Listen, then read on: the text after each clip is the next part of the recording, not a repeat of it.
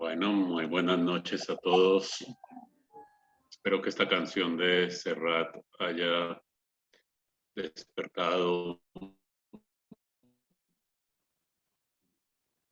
recuerdos, sobre todo en esa parte que a todos me parece que a todos nos toca, cuando dice tenía 4 sacramentos y un ángel de la guarda amigo. Un contraste entre lo religioso y aquello que viene en una especie de condensado. Un Paris Hollywood prestado y mugriento. Paris Hollywood era una revista que traía a las actrices hollywoodenses y parisinas en paños menores. Un París Hollywood prestado y mugriento escondido entre los libros.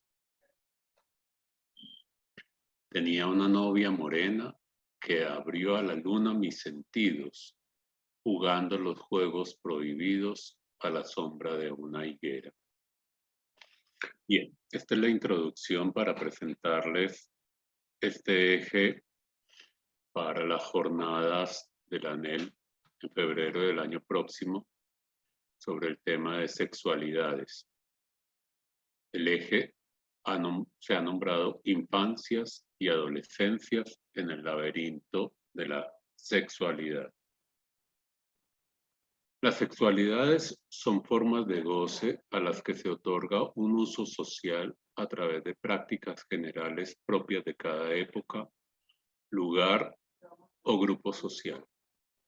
La transformación de la identidad, la sexualidad y la socialización de nuevos sujetos tiene lugar en un momento histórico y en un contexto propio y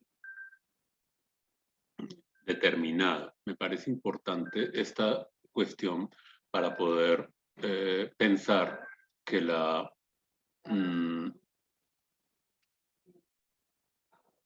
sexualidades de los niños tenemos que pensarlos desde una dimensión absolutamente contextualizada en el lazo social donde se manifiesta. ¿Sí? Quiero presentarles esta posibilidad de pensar al niño y al adolescente en una dimensión que no solamente lo atañe a él en su relación con el otro simbólico, padres de familia, padres, maestros y otro social, sino también una sexualidad que no solamente tiene que vérselas con ese otro simbólico, sino que también tiene que vérselas con ese otro imaginario y con los pares. Además de estos dos elementos, en el triángulo debe incluirse ese goce real, ese goce que es singular a cada niño y a cada adolescente. ¿Sí? La cuestión de las... Ay, perdón.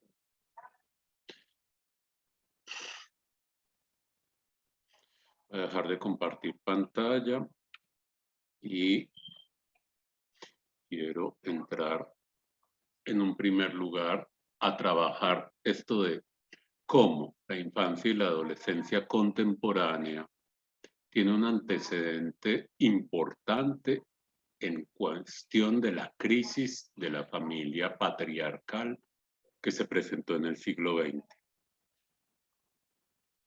Fundamentalmente, esa crisis de la familia patriarcal vino motivada por las transformaciones de la condición de la mujer en el ámbito personal, familiar y social, con un derrumbe de lo que llamamos hoy en psicoanálisis el nombre del padre de la tradición.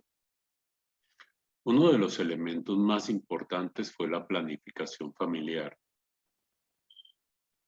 Esto logró separar la vida reproductiva de la mujer del placer sexual. separó a la mujer de la madre.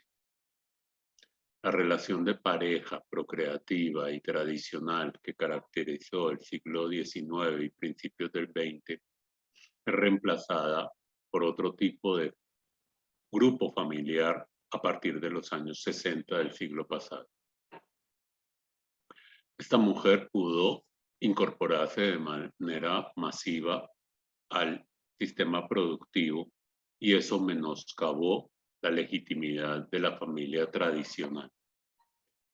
La reorganización de los roles de la familia transformó todos aquellos arreglos que tenía el hombre y la mujer en relación a la cotidianidad de la familia, incluyendo el cuidado de los hijos.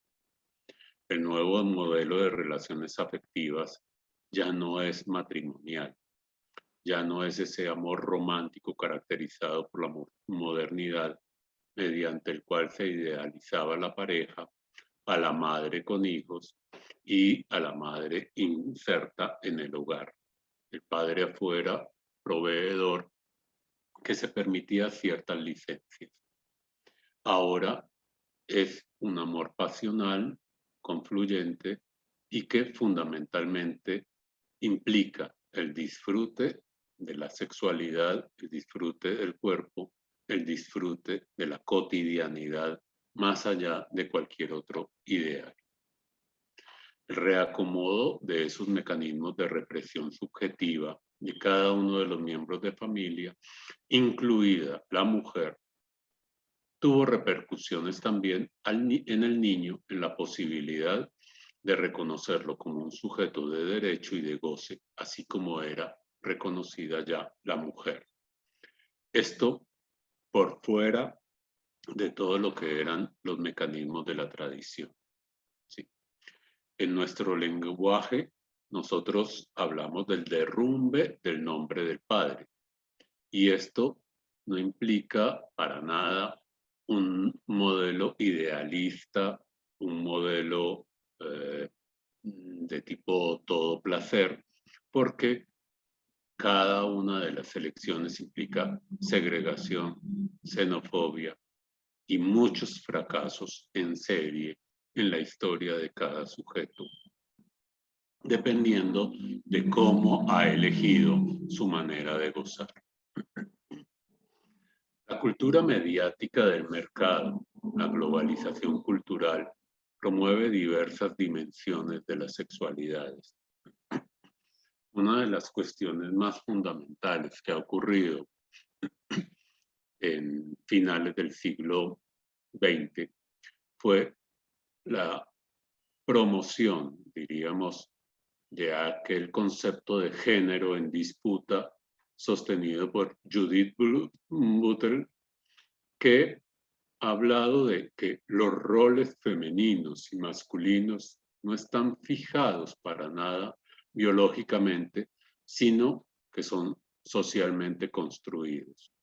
Son constituidos por un discurso social.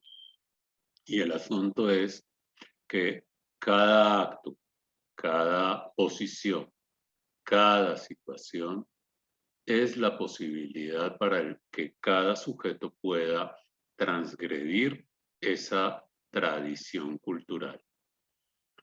Cada uno se construye, cada uno puede hacerse, cada uno puede formatearse.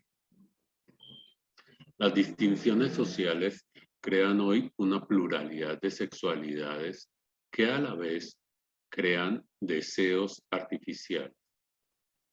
El otro social cultiva una pauta de distinciones, construyen rutas que guían al niño, por un lado, por el lado de los deseos y por el lado de los efectos de sus actos.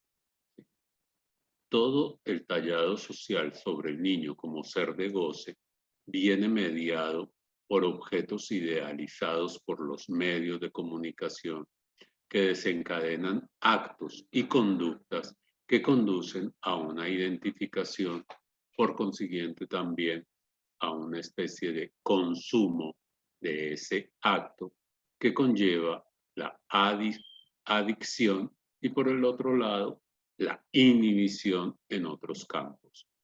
Competencia y consumo son dos elementos fundamentales de la sexualidad de hoy en día. El hecho de nombrar, de nominar, genera artefactos, cosa cuya identidad deriva en agrupamientos, en tribus, en formaciones sociales que pueden llegar a generar incluso instituciones que acogen en sí cierto tipo de conductas sexuales o de patrones de comportamiento sexual. Los patrones de comportamiento los podemos ver agrupados hoy de acuerdo a los modos de goce. Se arman series por ciertos rasgos, ciertos grupos humanos se aglomeran y allí hay un reconocimiento mutuo de acuerdo a la forma de goce. La sociedad hipermoderna también ejerce sobre los padres una especie de oferta de formas de satisfacción del niño que hacen que el niño contemporáneo sea un sujeto absolutamente vinculado con el goce, con la satisfacción inmediata, con la satisfacción del ya. No puedo dejar de frustrar al niño, no puedo frustrar al niño, tengo que complacerlo, tengo que satisfacerlo. ¿Sí?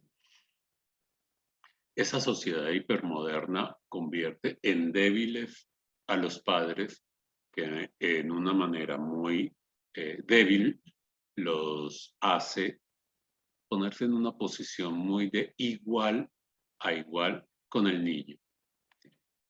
No hay en ese sentido, como dice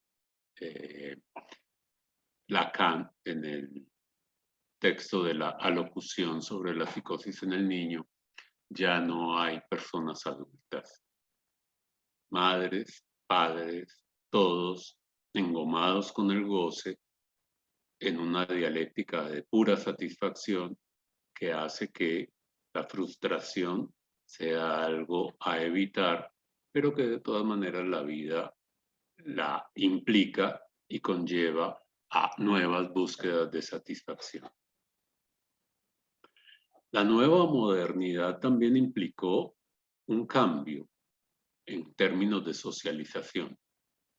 La nueva modernidad con la mujer trabajando implicó que los niños tuviesen que estar en espacios nuevos, diversos en términos de guarderías, preescolares, todos bajo una dimensión, dijéramos, más allá de la frontera familiar.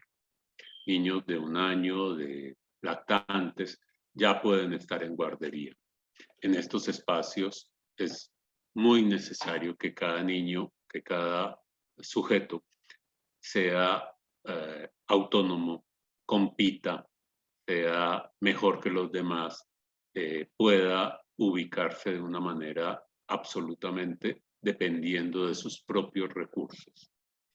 Eso hace también que el niño sea expuesto a otros pares de una manera mucho más temprana que lo que hacía antes por fuera del grupo familiar. Esta condición del niño contemporáneo, expuesto a grupos sociales mucho más tempranamente, lo expone también a mensajes y a condiciones de sexualidad que no están controlados por el grupo familiar. El niño en este momento también está mucho más inserto en la lógica generadora de consumo. Hoy el niño cada vez está más inmerso en los medios digitales y de comunicación y de Internet. Lugares donde se transgrede todo tipo de espíritu familiar, de patrones familiares, de educación o de normas o de valores, y el niño cada vez está mucho más expuesto a un otro globalizado. El Internet, por ejemplo, es un medio masivo que cumple con una simbolización y una imaginarización que no es tan libre porque está muy direccionada, muy amañada, muy imperativa. tallando así formas de expresión de un goce compulsivo y adictivo. Los modos en que los jóvenes y los niños viven parte de su sexualidad inicial es a través de los medios digitales. Ahora la sociedad está muy advertida, no tanto en que el niño tenga una sexualidad como sujeto de derecho, sino más bien que se reconoce es que el niño puede ser fácilmente objeto de un abuso sexual. Hay escándalos por todos lados, en todo espacio, en todas las familias, en colegios, en guarderías. Entonces se quiere educar, legislar y prevenir. Ese niño en condiciones de riesgo es importante poderlo pensar en nuestra reflexión que vamos a tener en el eje 1 de la jornada del anhelo. No podemos ser absolutamente neutros en relación a la situación que se vive. La venta de virginidades, los tours sexuales con menores, la pornografía, la pederastia. Yo no conocía mucho de esto de la explotación sexual comercial infantil y adolescente que se conoce con el nombre de ESCIA, E-S-C-I-A, ESCIA, explotación sexual comercial infantil y adolescente. Allí confluyen todo tipo de abuso sexual por parte de adultos que entregan un dinero o un pago en especie, en ropa o en elementos tecnológicos para el niño, la niña o el adolescente, y que también está mediado por una tercera persona que es, entre comillas, dueño del niño o de la niña. ¿Sí? La pornografía, el turismo sexual, el tráfico de niños, de adolescentes con fines sexuales, cada vez es más y más frecuente. En varias operaciones policivas, simplemente recojo una noticia del colombiano de ahora, de agosto 19 del 2021. Esa noche se hizo una redada, un operativo policial, y se rescataron 19 niñas que estaban en comercio sexual en el sector del poblado de Medellín. Otra noticia también de este mismo mes de septiembre de este mismo año, relata cómo una mujer de 21 años vendió la virginidad de su hermana de 12 a cambio de un teléfono celular nuevo que le dio un amigo. Las virginidades ahora se venden. Saben que hay muchos que contratan, que compran esas virginidades a precios hasta de 3 o 5 millones de pesos. Otra población que está actualmente expuesta a una condición de sexualidad temprana, abusiva, no controlada, no decidida, es aquella de la población desplazada. 50% de los desplazados inmigrantes lo constituyen niños, niñas y adolescentes.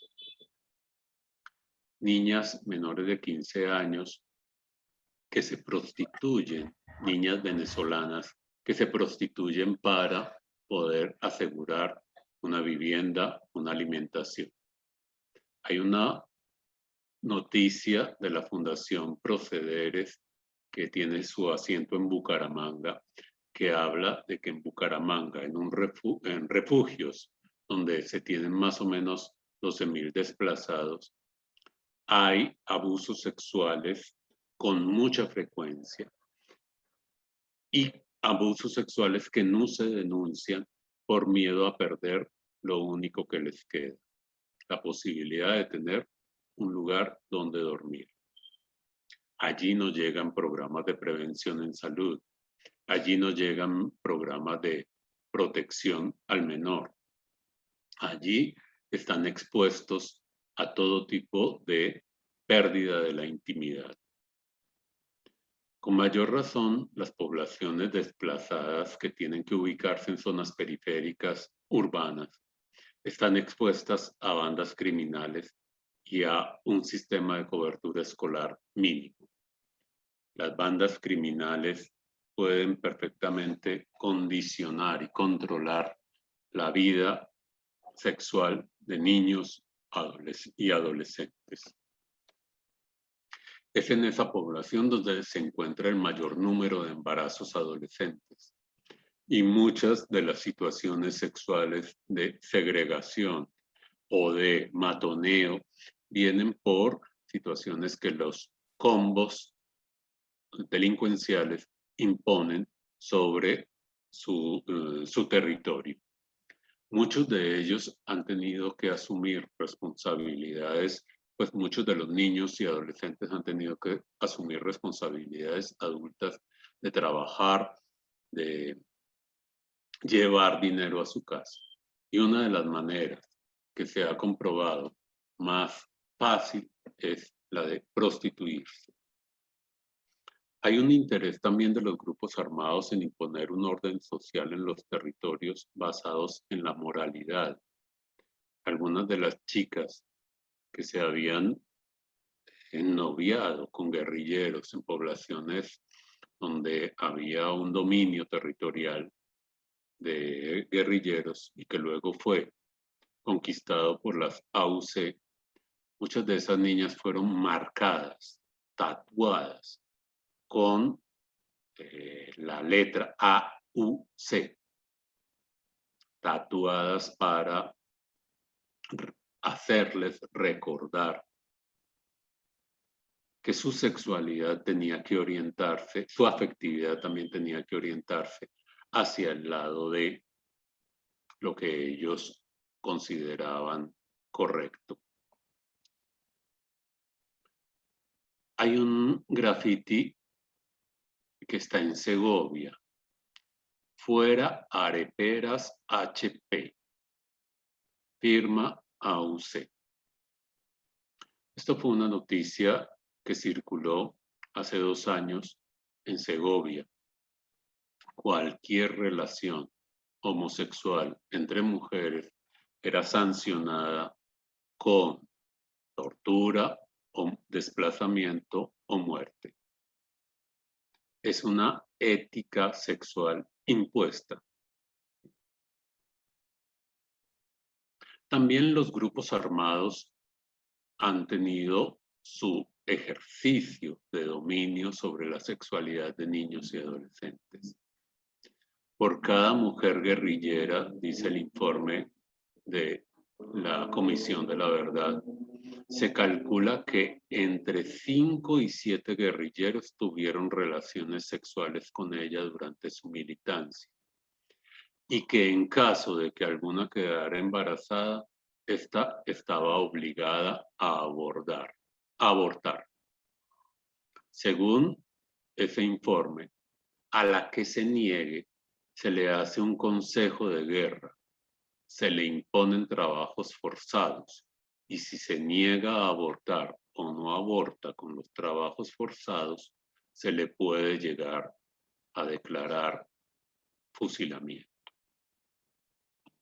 Las únicas que tenían derecho a tener hijos son las mujeres de los comandantes. ¿Sí? Ha habido casos en que una mujer ha tenido hasta 5 abortos mientras ha estado en su militancia. Otro sector que me hacía pensar también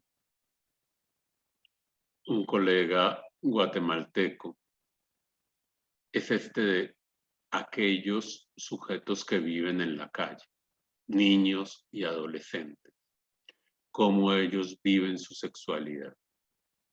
Muchos de ellos, antes de ser sujetos de calle, han tenido maltratos y han estado expuestos a abusos sexuales dentro de su propio grupo familiar.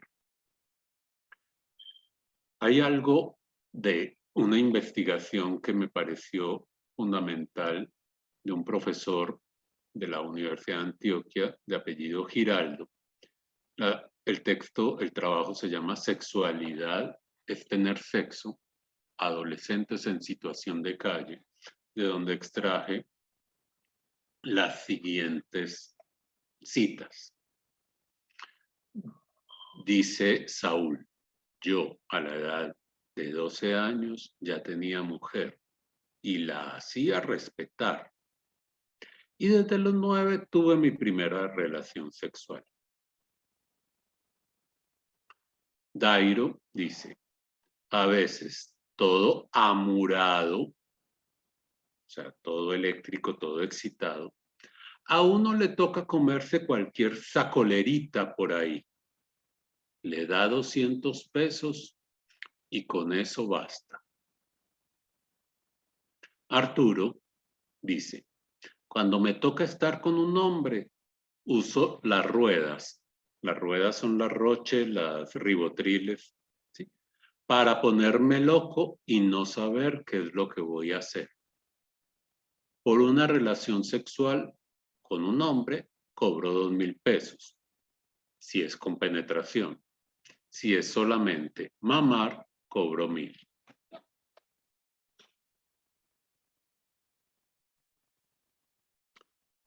Me parece también interesante que podamos en este eje trabajar cómo lo sexual en niños y adolescentes aparece en el discurso social. Una de las cuestiones que más se ha trabajado fácilmente es esta de cómo aparece la sexualidad en los cuentos infantiles.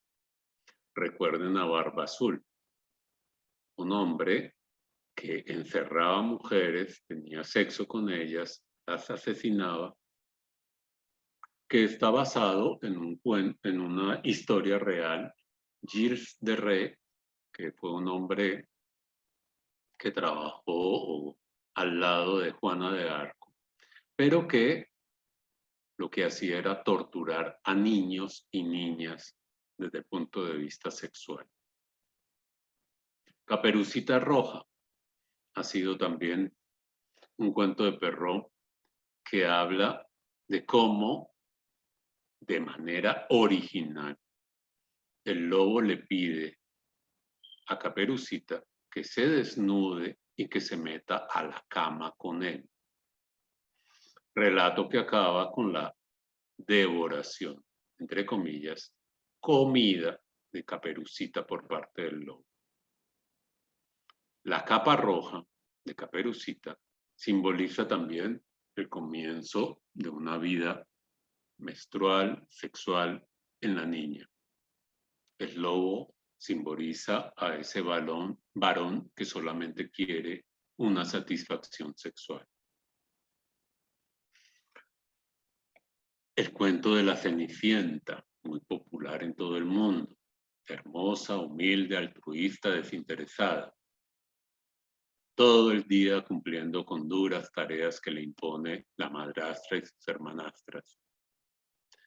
Allí se ve la envidia, una envidia que es muy común entre niñas y adolescentes. Esta consiguió, esta tiene, yo le quito a esta el novio. Y también está el mensaje, entre comillas, de cómo calza de manera perfecta el hombre y la mujer. Un ideal que lleva a una vida, diríamos, de pareja perfecta, que para nada es real en la cotidianidad. También tenemos que ver, y me parece importante explorar, cómo los contenidos que hay en los mensajes de los mass media incluyen material de tipo sexual, tanto en televisión, en cine, en video, en internet, que tienen una posibilidad de conformar actitudes y comportamientos sexuales en niños y en adolescentes. ¿Sí? Existe una hipersexualización excesiva en niñas y en niños, sobre todo en niñas, en los soportes mediáticos. Ustedes han visto cómo en TikTok hay toda una serie de elementos no solamente de música, de baile, sino también incluye maquillaje, actitudes sexuales, roles, estereotipos, semblantes, que hacen que niñas de 8 o 9 años quieran parecer adolescentes o adolescentes que quieran parecer mujeres mayores. En un estudio reciente en Ciudad de México, 2019, entre chicos de 10 y 15 años, se preguntó por cómo ellos accedieron a material sexual explícito. El 24% lo tuvo a través de Facebook, 52% a través de WhatsApp. El 20% de los adolescentes ya habían tenido solicitudes en las que se pedía una foto o un video mostrando partes de su cuerpo.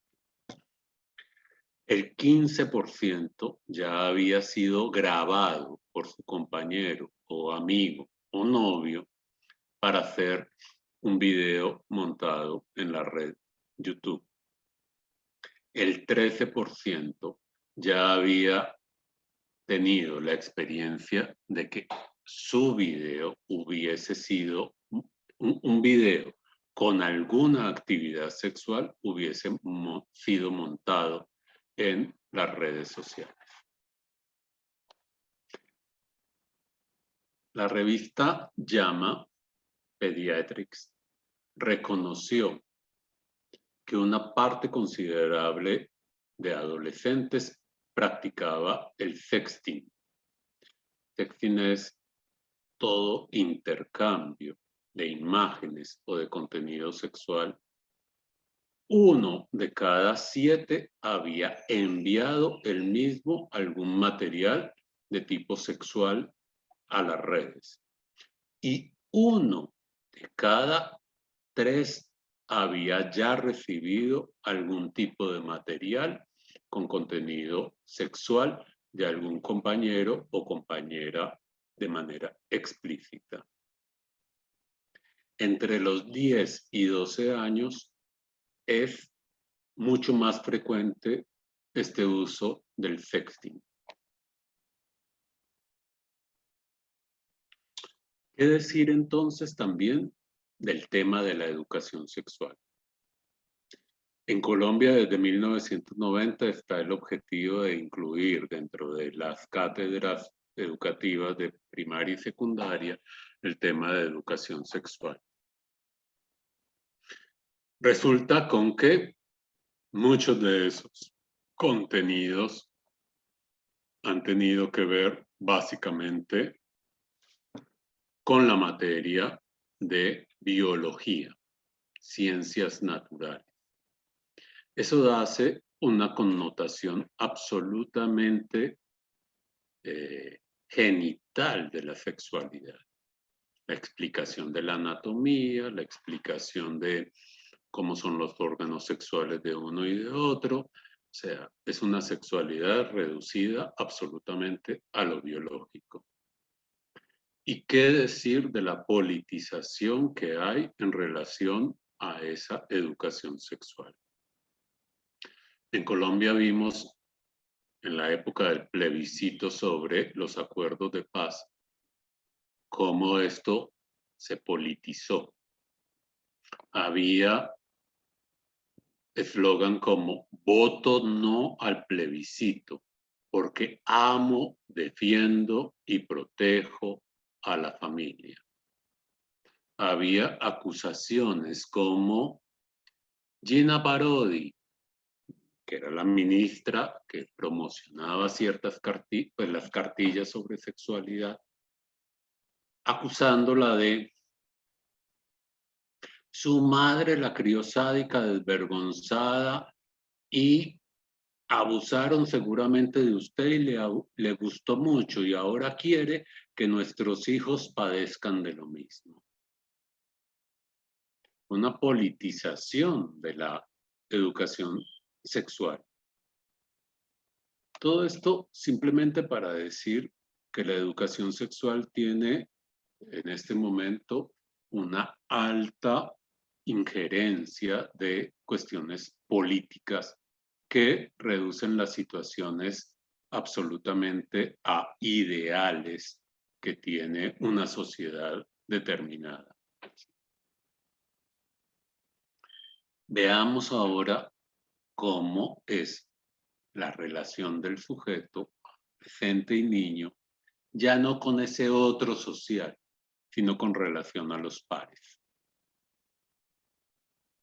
Las tribus urbanas sirven sobre todo con un objetivo fundamental y es oponerse a la sociedad tradicional y moralista. Esas tribus urbanas sobre todo muestran una predisposición a vivir una sexualidad alternativa a aquella que propone la tradición. Buscan experimentar constantemente, con frecuencias, con intensidades, con combinaciones. La heterosexualidad ha pasado a un segundo plano, incluso la homosexualidad. Ahora, entre adolescentes, se considera muy posible, muy frecuente, pertenecer a la generación B, aquellos que expresan su bisexualidad de una manera abierta. Prueban, juegan, hay ensayo y hay error. ¿Qué decir de la música? La música ocupa un lugar muy importante en la vida de niños y adolescentes, de manera que eso les ayuda a modificar su estado anímico, conformar aspectos relacionados con su identidad personal, establecer vínculos interpersonales. O sea, el vínculo entre sexualidad y música pareciera ser irrefutable. El reggaetón, el punk, el hip hop, el rap, son nuevos símbolos que se contraponen a las normas sociales establecidas y preestablecidas. Los colectivos juveniles tienen una cultura urbana que les determina no solamente su look, su vestimenta, tatuajes, lenguaje, sino también prácticas sexuales.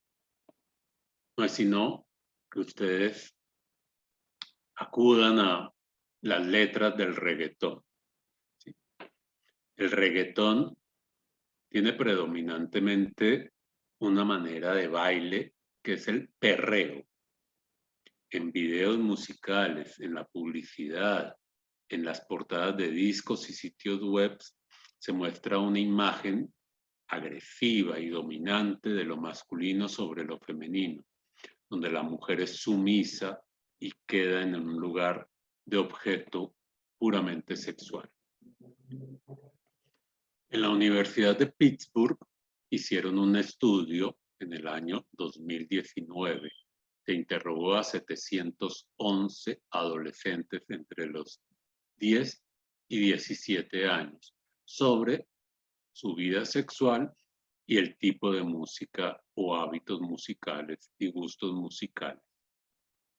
Se encontró una directa asociación entre aquellos que escuchaban letras explícitas sexualmente agresivas con aquellos que tenían una actividad sexual desbordada o con riesgo.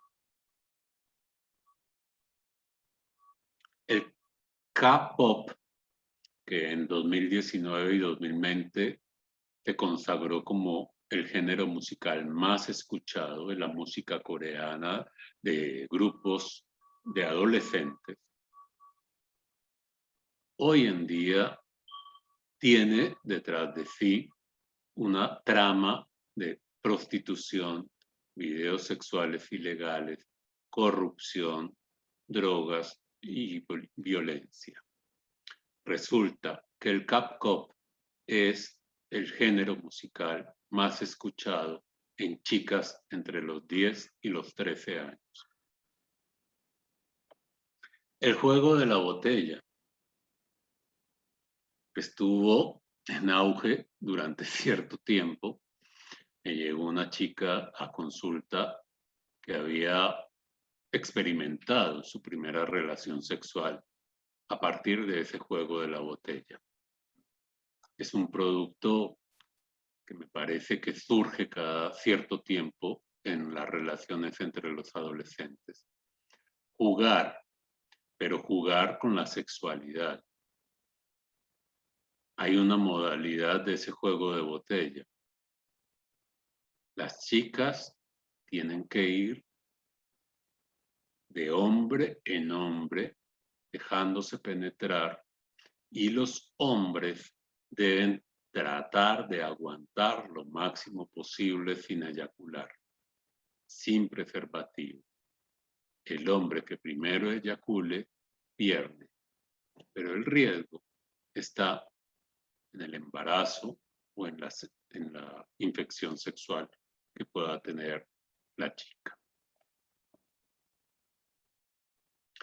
Me parece interesante también que el eje pueda permitir que muchos de ustedes se incluyan en mirar cómo la literatura, el cine, la música revelan lo que ocurre con el despertar de la sexualidad. En Colombia tenemos varios ejemplos. Simplemente de memoria y de una manera rápida, les menciono algunos.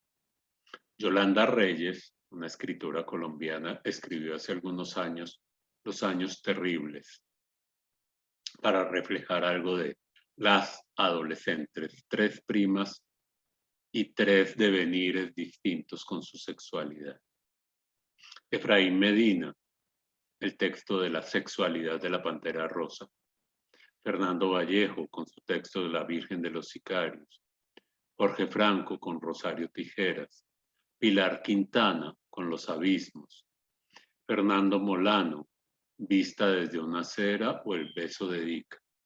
Son textos todos que hablan de la sexualidad de adolescentes y cada uno de una manera muy valiosa, muy enseñante y que sugiero que puedan explorar o que puedan abrirse. Lo mismo en cada país, en cada latitud, en cada comunidad. Películas. Sin tetas no hay paraíso, El arriero, La falda de la montaña, Abu Ghraib, ¿sí? O en música, cantidades de letras o textos que hablan de esa sexualidad. Quisiera, para terminar esta apertura, y es tratar de que piensen cómo podemos también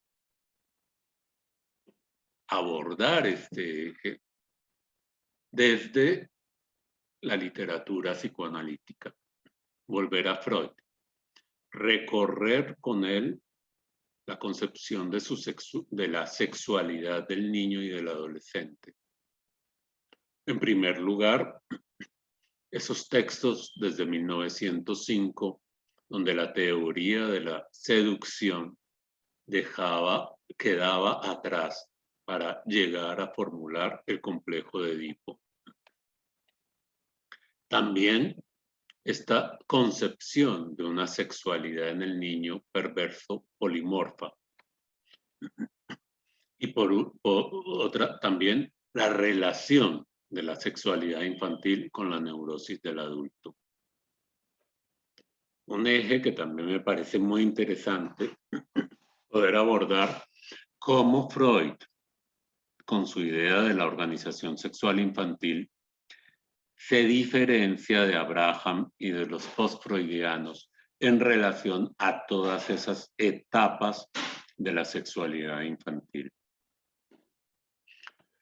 Ahora, pensar, trabajar, escudriñar la sexualidad en el niño lacaniano.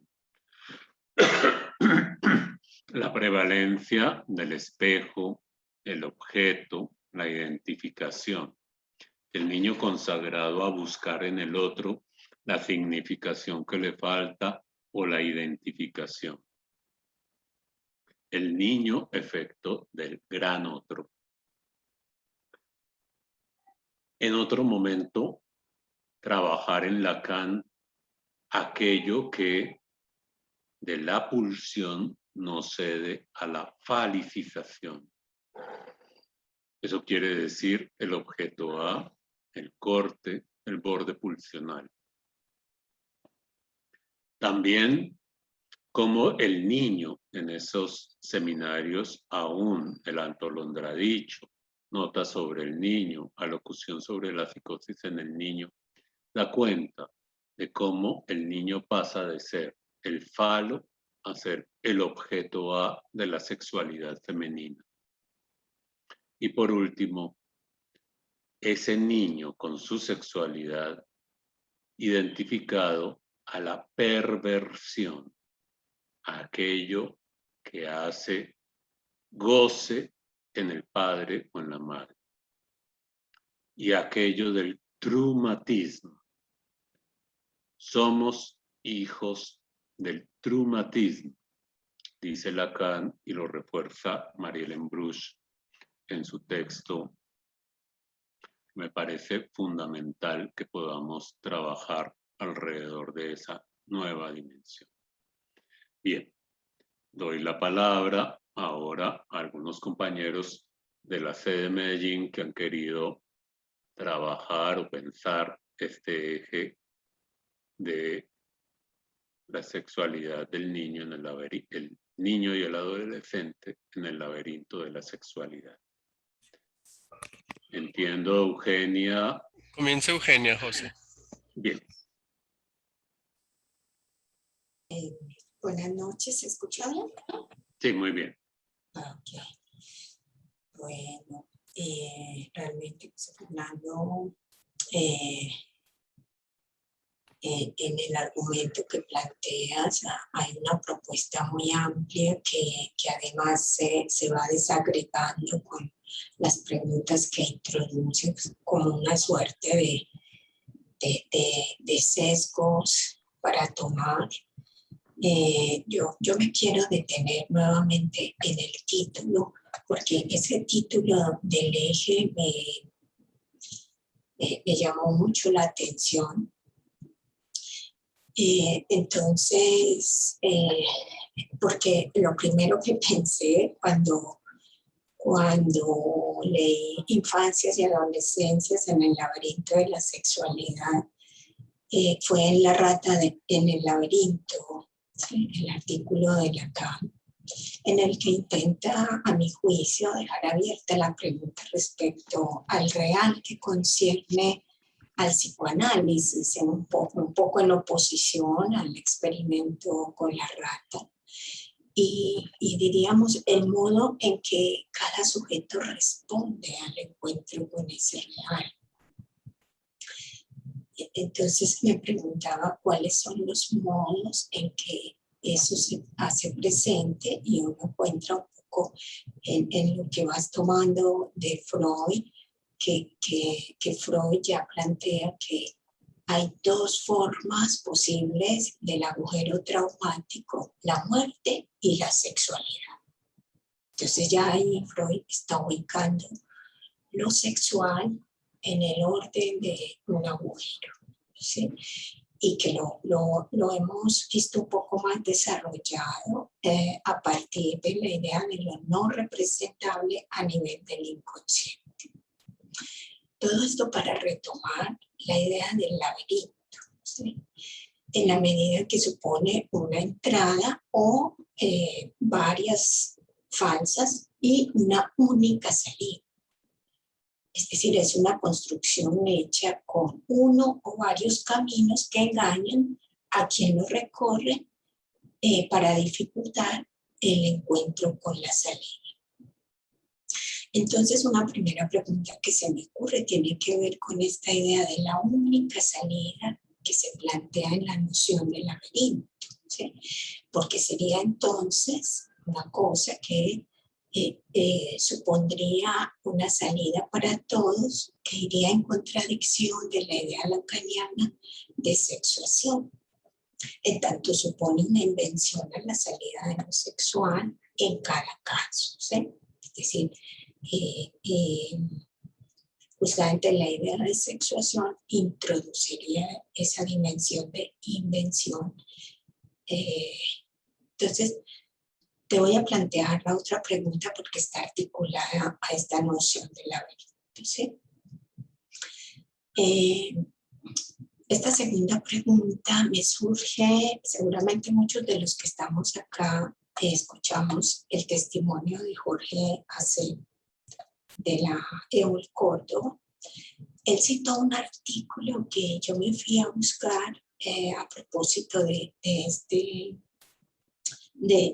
eje. El artículo se llama ¿Quién defiende a los niños queer? Es un artículo de Paul Beatriz Preciado. Pero Jorge se estaba refiriendo a la soledad y la angustia silenciosa que puede experimentar un niño o un adolescente al encontrarse con un goce que es singular y que en principio no hace a ninguna clase, ¿sí? Entonces, leyendo el artículo de Paul Beatriz Preciado, ¿sí? Que quien habla es evidente que está hablando de su fantasma, no solamente por las anécdotas de su historia personal que se encuentran en el artículo, sino que él mismo se autoriza a hacerse el defensor de los niños queer. Lo hace desde una militancia en la que promueve pues un régimen de lujo, ¿sí? Y subrayo la palabra régimen de lujo. ¿Cuál es el apuntalamiento que él utiliza? Lo cito. ¿Quién defiende los derechos del niño diferente? Los derechos del chico pequeño que ama vestir de rosa, de la chica pequeña que sueña con casarse con su mejor amiga. Este es el caso de él. Los derechos del niño queer, maricón, tortillera, transexual o transgénero. ¿Quién defiende los derechos del niño para cambiar de género si lo desea? Los derechos del niño a liberarse, a la libre autodeterminación de género y la sexualidad. ¿Quién defiende los derechos del niño a crecer en un mundo sin violencia sexual y de género? Cierro ahí las comillas de Paul Beatriz Preciado. Vemos que es una promoción del uno que funde la clase, ¿sí? Y el discurso de los derechos hace su parte legitimando. Pero no, lo que me interesa introducir tiene que ver con la entrada en el laberinto, ¿sí? Porque en tu argumento resaltas la dimensión pulsional que dejan por fuera todos estos movimientos, finalmente soportados en el derecho. La dimensión perversa polimorfa es preedípica y previa a toda identificación, y que a mi juicio haría la entrada en el laberinto. Esto me hace surgir entonces la pregunta, y es ahí donde quisiera que pudieras decir algo.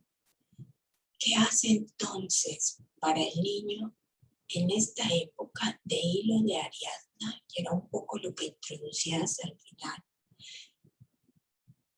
¿Qué puede orientar a los niños y adolescentes en ese recorrido para su salida del laberinto? En una época en que no pueden servirse ni del engaño del padre, ni del binarismo, el engaño del binarismo como instrumento, ¿sí? Porque digamos que hace parte del discurso tradicional, pero en última instancia hacía de instrumento. Bueno, menciono esos dos elementos. No sé si la idea es que hagamos las tres preguntas, ¿sí? Para que luego puedas abordarlas en conjunto. Pero me interesa, Eugenia, poder pensar un poco más, pues que podamos contestar, o contestar más que contestar, es poder arrojar como algunas ideas en relación a los cuestionamientos que haces.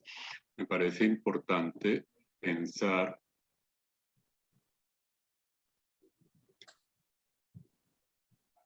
que ese laberinto tiene una única salida, pero no es una salida universal. Eso creo que es fundamental. ¿Sí? En la medida también de que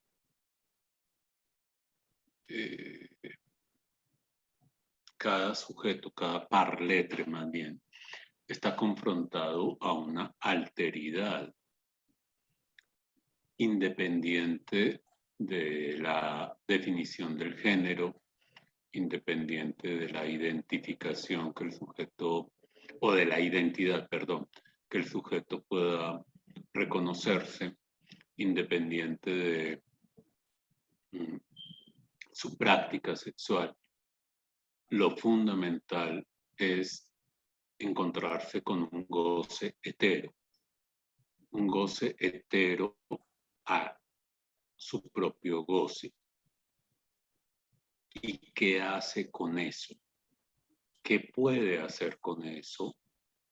¿Qué arreglos puede hacer con su goce, con ese goce hetero que se aparece en su existencia y que debe hacer algún tipo de construcción o solución? En el tema de niños y adolescentes en relación a esto, no es tanto, en primer lugar, el encuentro con el otro cuerpo, sino más bien con ese goce hetero que aparece en su propio cuerpo. Es el énfasis que hace Lacan en la conferencia de Ginebra sobre el síntoma en relación a Juanito. ¿Sí? ¿Qué hace Juanito con ese goce hetero que le desorganiza absolutamente el formato de goce que tenía preestablecido con su madre, con su padre, y que ya no puede encontrar la comodidad que tenía antes para reflejarlo? El caballo ahí le sirve a Juanito para metaforizar algo de ese goce hetero y cómo la posición del sujeto es aversiva frente a ese goce hetero. Lo bonito del caso Juanito es la progresión de arreglos secuenciales que va haciendo Juanito en relación a ese goce hetero, ¿sí? Que para él aparece como traumático. ¿Sí? Lo traumático no siempre tiene que ver con algo externo que viene y sucede en términos de abuso, como lo reflejé pues en toda la primera parte como de la charla, sino también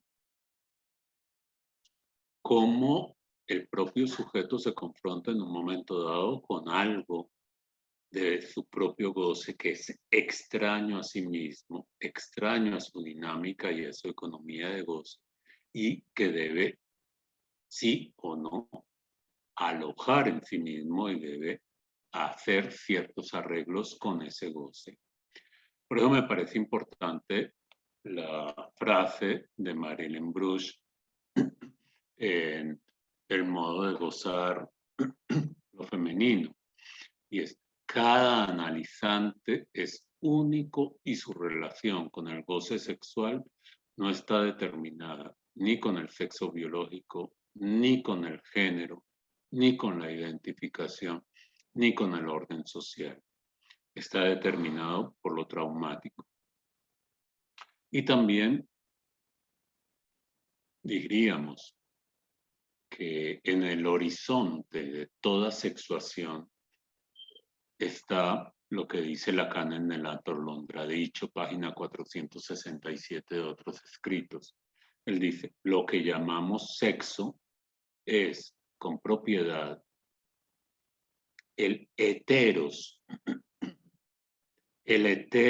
que viene a desacomodar y que además no puede nunca encerrarse en una solución universal. Cada cual tiene que vérselas con su heteros.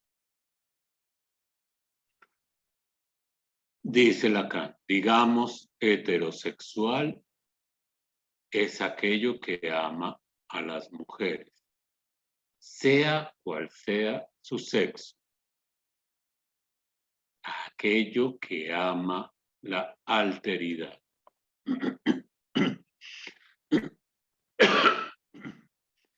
El goce fálico, diríamos que es una condición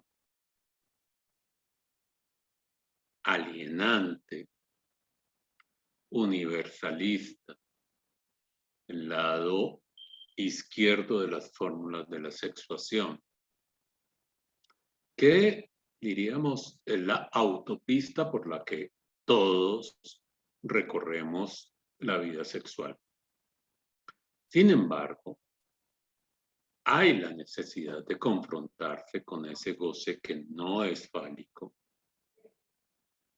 y que cada cual, cada parletre, tendrá que situar. Es el Lacan del seminario 22 en adelante, 23, 24. ¿Sí? El falo allí hace de impasse para acceder a esa otra condición, que es lo que llamaría la perversión. ¿Sí? Eso me parece fundamental, tratar de poder situarlo como en el horizonte de cada sexuación de niños y adolescentes.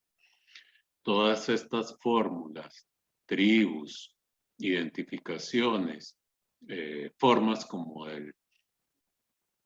la globalización, los más media, atrapan una forma de identidad de la sexualidad de niños y adolescentes. Son obstáculos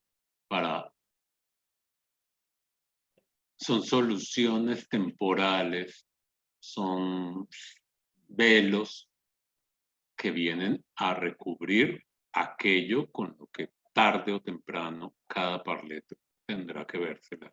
Y es con ese goce extranjero, con ese goce extraño a sí mismo, con eso que hace agujero a cada modo de goce del ser hablante. Bueno, Eugenia, no sé si con esto abro como tu pregunta. Bueno, Quiero saber cómo lo recibes, qué planteas. sí, lo que a mí me hace pregunta es el uso de la noción del laberinto, ¿sí? Por lo que equivoca respecto a lo que hace la entrada y la salida para cada sujeto, ¿sí? Porque decir laberinto supone una entrada y una salida, ¿sí? Como cada sujeto, ¿eh? Que cada sujeto tiene su salida. No hay una salida universal. Sí, por eso introducía la pregunta, porque la noción de laberinto supone una salida, ¿sí? Una única salida. Y ahí Pero quería, para cada sujeto, no para el sí, universal de los sujetos. ahí quería, no sé si estás de acuerdo, y es entonces, en lo que te escucho, lo que haría para todo sujeto, o sea, no es que pretenda introducir el universal, sino que intento como asir un poco el uso que se hace allí de la noción de laberinto, porque cuando dices todo sujeto, ¿sí? Tiene, ¿sí?, que vérselas con el goce hetero. Lo que haría a lo singular es cómo responde ante eso, ¿sí? Entonces, aquí yo encuentro que sí habría un para todos, ¿sí? Pero el Para cómo se las todos, arregla, ¿sí? Es decir, todo sujeto, ¿sí?, tiene que vérselas con el goce hetero, ¿sí? ¿Cómo se las arregla ante ese encuentro hacia lo singular?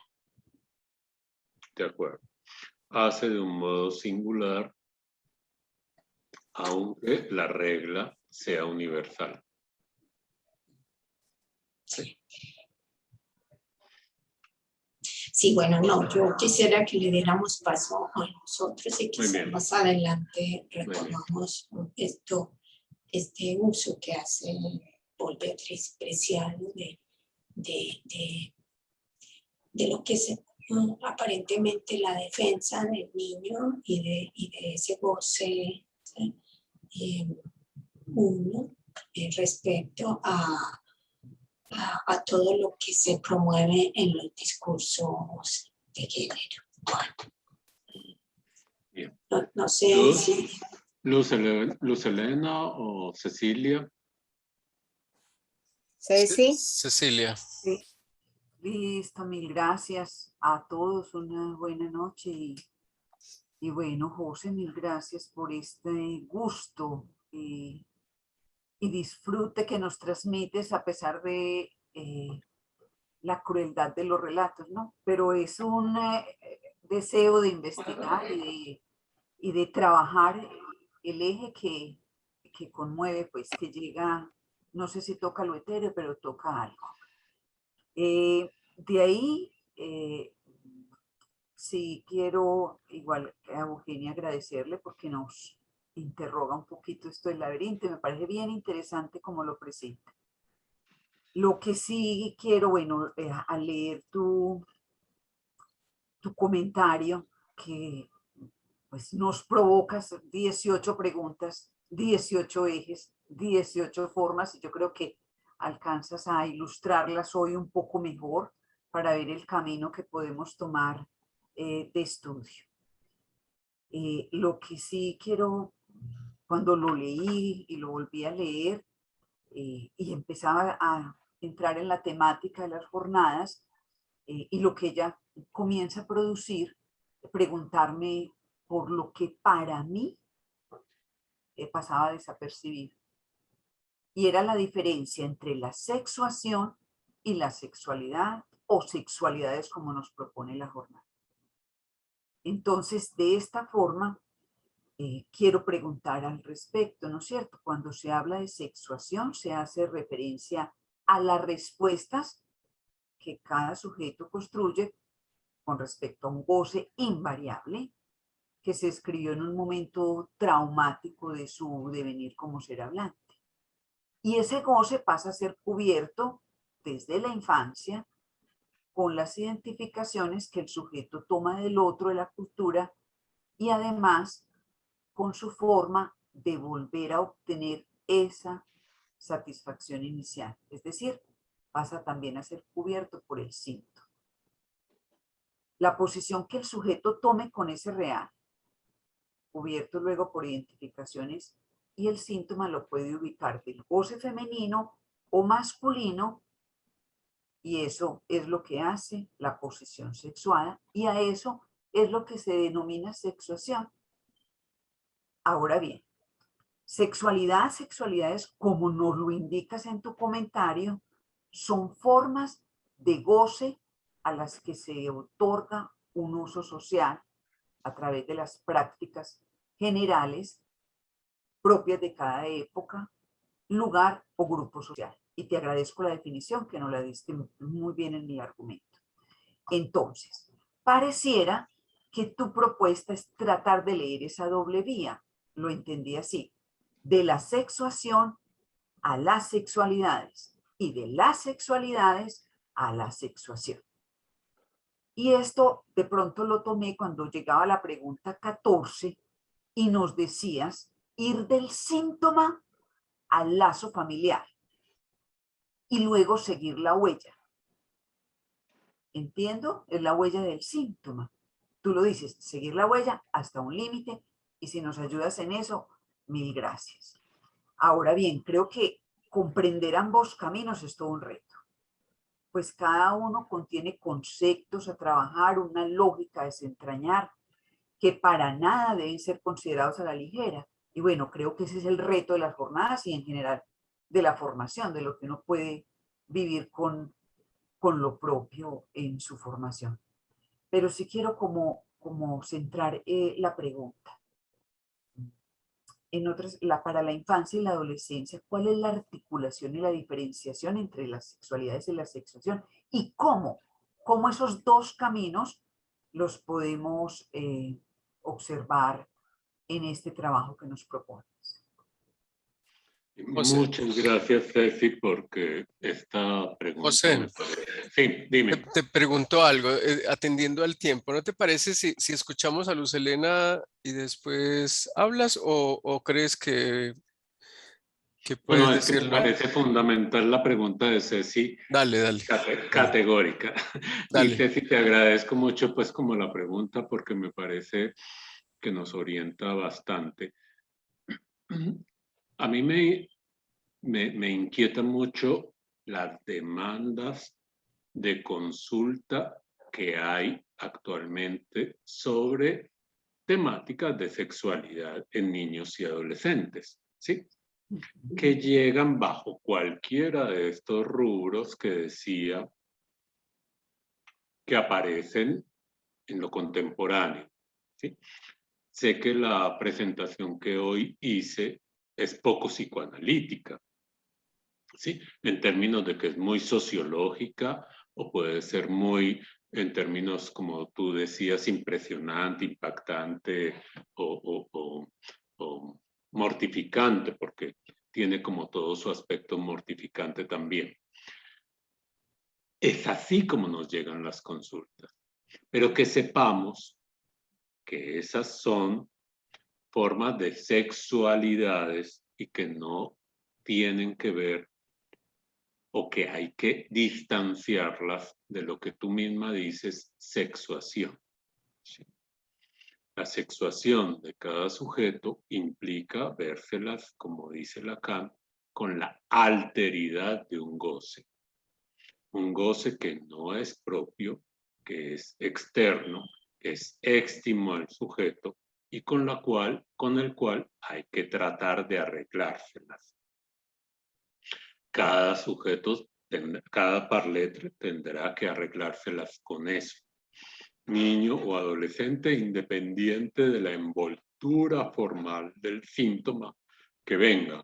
Viene como abuso, o viene como que me declaro gay, o viene como que me declaro trans, o viene como que pertenezco a tal tribu urbana, o que quede embarazada en esta práctica de la botella, o etcétera, etcétera, etcétera. Que podamos, como analistas, saber cómo trasladar de esa fenomenología de las sexualidades a ir a la sexuación, ¿sí? De cada parletre.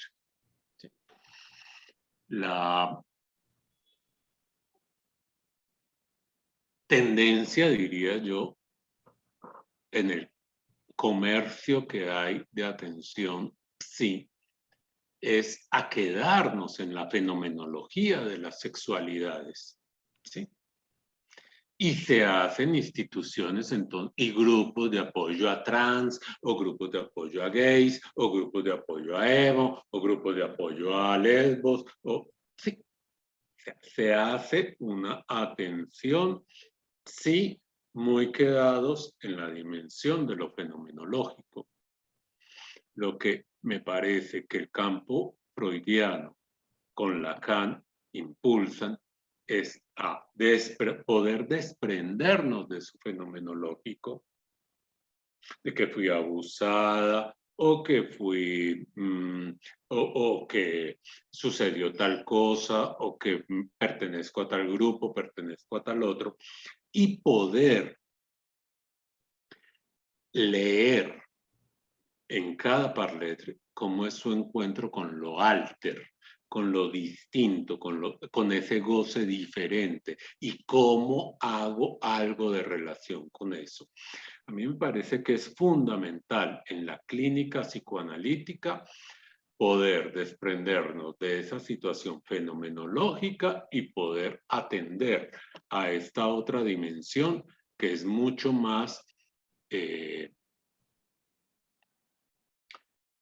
estructural en términos de cómo ese sujeto hace lazo con eso hetero, cómo se inscribe eso hetero en su historia, en la convivencia cotidiana, o cómo eso hetero participa, por ejemplo, en su sexualidad, ¿sí?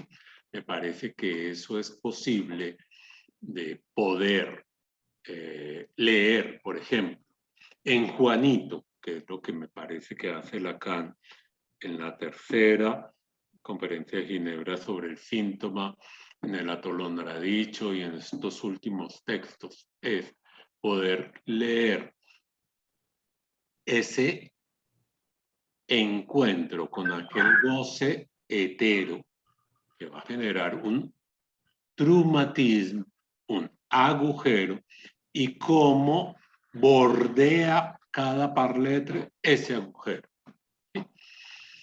Eso es lo que creo yo que hace de singular la salida del laberinto que venía hablando con Eugenia. ¿Sí? Cómo esa salida en singular es un arreglo con eso hetero que hay en sí mismo. No crean que esto es solamente de niños y adolescentes. Me parece que es importante por eso, como esa relación que hay en Lacan o en Freud, desde la cuestión de la sexualidad infantil con la neurosis del adulto. Cada rato nos encontramos en adultos cuestiones infantiles, no solamente traumáticas, sino también pues como de experiencias que hacen historia en el sujeto y que determinan su condición o su manera de plantearse frente a la cuestión sexual. Esa huella imborrable que hay parece que es fundamental en cada análisis.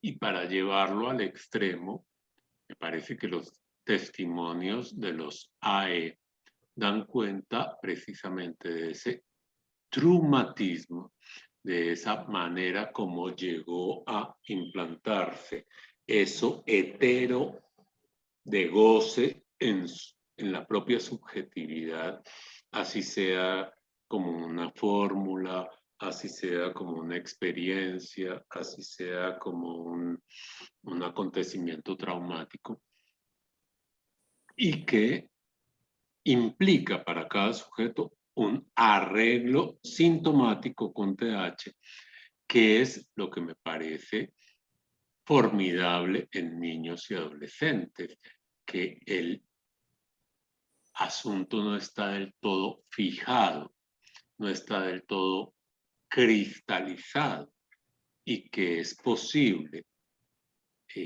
con cada niño y adolescente, poder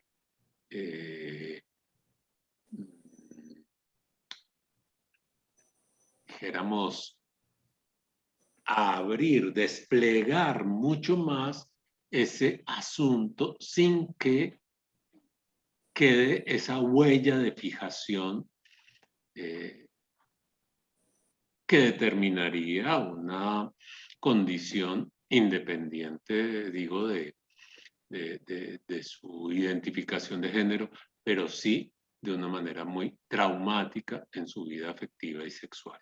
¿Sí? Eso es lo que me parece que es de resaltar en este eje, y es cómo aprovechamos esa condición del niño y del adolescente, donde la condición no está absolutamente como cristalizada, sino que es una cuestión mucho más versátil, mucho más flexible y que permite acompañar a ese sujeto a interrogar esas determinantes que de otra manera podrían forjar una neurosis mucho más sintomática o mucho más inhibida o mucho más traumática en el sentido, diríamos, de la fenomenología. Gracias, José. Con eso realmente respondes mi pregunta, que era alrededor de este recorrido final. ¿Qué lugar para el analista? ¿Sí? Y cómo es eso de aprovechar un poco la transferencia en eso que nombras, saber leer, cómo acompañar a que ese sujeto sepa leer para hacer de otra manera con eso que nombras, de algo, de esa identificación o de ese síntoma, como lo muestran los AE, para hacer otro arreglo de manera sintomal con H. Pero bueno, para no ampliar más, me parece que es suficiente con el último trayecto que nos diste. Y claro, mi pregunta iba en esa dirección de todo este recorrido que nos hiciste, que lo agradecemos porque nos provocas a mirar el otro de la época para el analista estar advertido de que es ese otro de la época que acompaña a ese sujeto que viene a la consulta, ¿sí? Y que por más que crea en ese otro que viene de afuera, con todas sus creencias, pues bajo transferencia, ahí es donde se las juega para ver cómo cree en sus síntomas y cómo cree en esa transferencia con el analista para hacer de otra manera frente a la queja que lo trae, que tendrá alguna queja, porque lo tenemos en la consulta los niños y los adolescentes, yendo a quejarse, a preguntarse, por más que tengan esa identificación fija, alguna cosa, hay algún huequito por donde tú mismo dijiste cómo ayudarles a leer, dónde ha sido objeto de goce o donde ha sido algo de sus identificaciones simbólicas imaginarias, pero que tendrá que dar cuenta de otro goce que lo habita también, que no pasa por ese otro especular ni por lo simbólico. Gracias, José. Tendremos todos estos días para todas estas otras reuniones. Dale, José. No, quisiera citar a Miller en un texto que es el prefacio a un texto de Len Bono. Se llama el texto El inconsciente del niño, del síntoma al deseo de saber. En ese prefacio del texto, Miller dice: en el niño sucede que se interviene cuando la defensa no ha cristalizado todavía. Tal situación ofrece una oportunidad que hay que aprovechar. El sujeto sale aplastado de su encuentro con el lenguaje, sepultado bajo el significante que lo colma. Él renace, born again, del llamado hecho a un segundo significante. Ahí está entre dos, reprimido, deslizándose, existente, sujeto barrado y que se barra. Si el analista consigue hacerse a este segundo significante, consigue milagros con el niño.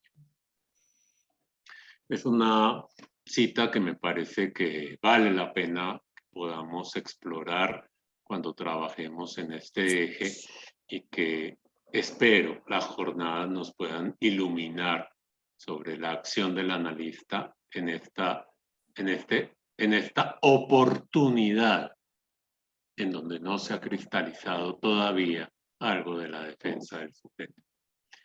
Muy bien. Esta es la primera de 3 sesiones que van a trabajar los ejes de los 3 ejes de la jornada de la NEP. La siguiente va a ser Marcela Almanza, quien va a trabajar dentro de 15 días el eje número 2.